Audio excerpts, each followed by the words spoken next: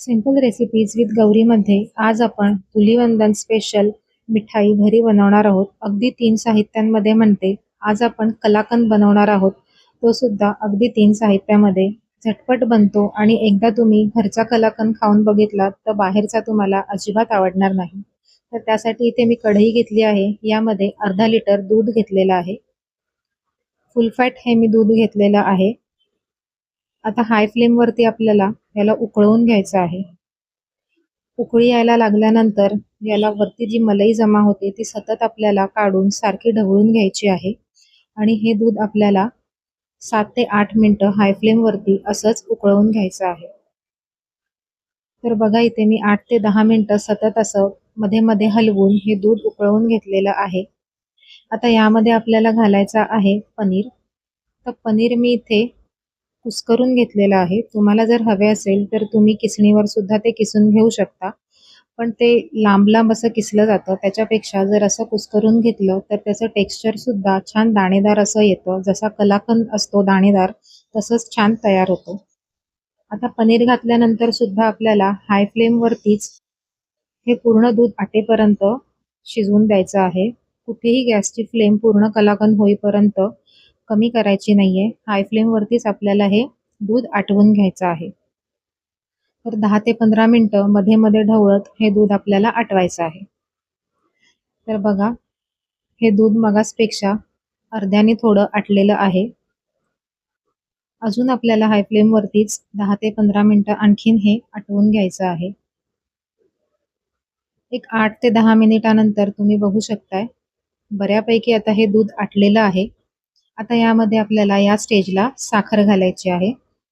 तर ज्या वाडग्याने मी पनीर घेतलं होतं ते अर्धा वाडगं होतं, त्याच वाडग्याने मी पनीरपेक्षा निम्मी साखर घेतलेली आहे.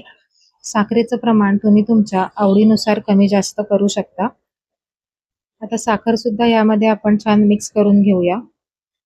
त्या साखरेमधली सुद्धा थोडी साखर मी बाजूला ठेवलेली आहे. तुम्हाला जसं गोड आवडतं तसं तुम्ही साखरेचा वापर करू शकता.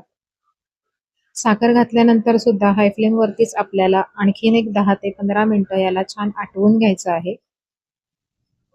आता यामध्ये तुम्ही तुमच्या आवडीनुसार वेलची पावडर किंवा एखादं इसेन्स जे तुम्हाला आवडतं ते वापरू शकता. तर बघा इथे हे छान असं आटलं गेलेलं आहे.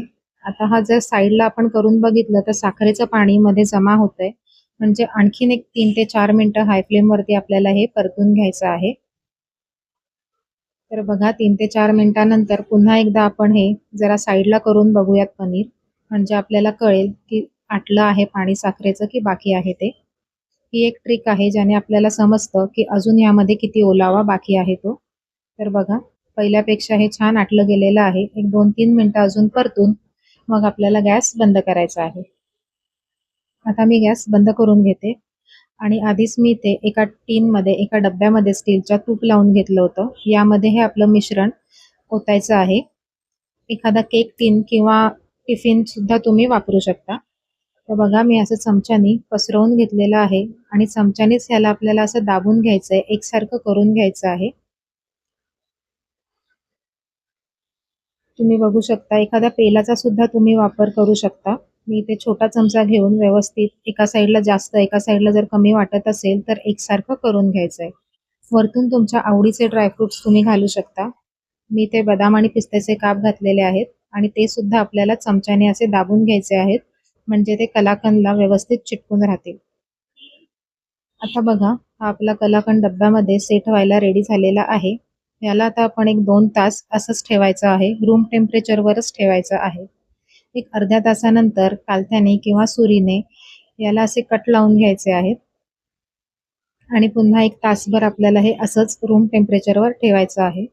फ्रीजमध्ये सुद्धा तुम्ही ठेवू शकता. जर तुम्हाला जास्त घाई असेल तर तुम्ही फ्रीजमध्ये सुद्धा तासभर ठेवू शकता. तर एक 2 तासातच हा आपला कलाकंद तयार झालेला आहे. आता सुरीने मगाशी आपण कट केले होते म्हणून ते काढायला इझी जातं. तर बघा सुरीने एक तुकडा मी तुम्हाला काढून दाखवते. छान असा हा दुधाचा आणि पनीरचा वापर करून केलेला कलाकंद तयार झालेला आहे. चव सुद्धा याची खूप छान लागते. एकदा तुम्ही हा घरी ट्राय करून बघा. याची चव तुम्हाला इतकी आवडेल की तुम्ही नेक्स्ट टाइम सुद्धा हा घरी नक्की बनवाल. तर आजची रेसिपी कशी वाटली हे कमेंट करून नक्की कळवा.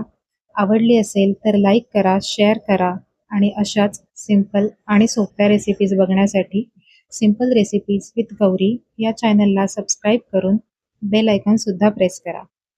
तर या होळीला ही कलाकंद मिठाई नक्की बनवून बघा. पुन्हा भेटूया नवीन रेसिपीसोबत. नमस्कार.